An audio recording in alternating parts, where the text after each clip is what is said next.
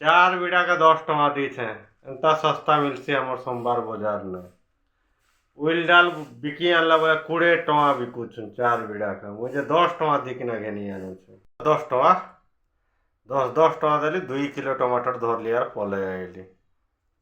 इने जे तार सुके एतकी महंगा करी दौछन जे नहीं कोने देखो ये देखो घर काइली यार देखो छे देखो। এটা ହେଲା ଜିରା ମସଲା 50 ଟଙ୍କାର ଘେନି ଆଣିଲି। କେତେ କଷ୍ଟନୁ ଜିରା ମସଲା 50 ଟଙ୍କା ମାଇଜି ପୋଷା କାଁ ଦମସା ହଉଛି। ବିଶ୍ୱାସ ବି ନେଇ କରିପାର ଏଟା 15 ଟଙ୍କାର କୋବି ହେଲା। 2 କିଲୋ 2.5 କିଲୋ ତ ନିଶ୍ଚୟ ହେବା। ଦୁଇଟା ଆନିছে ଏଡ଼କି ଏଡ଼କିଟା 20 ଟଙ୍କା के 2 केजी ଦେଖ ଏନ୍ତା ଶସ୍ତା ଭାଇ କେନ୍ ବଜାର ନେ ମିଲୁଛେ ମତେ ଟିକେ କମେଣ୍ଟ ମାଧ୍ୟମରେ ନିଶ୍ଚୟ ଜଣାବେ।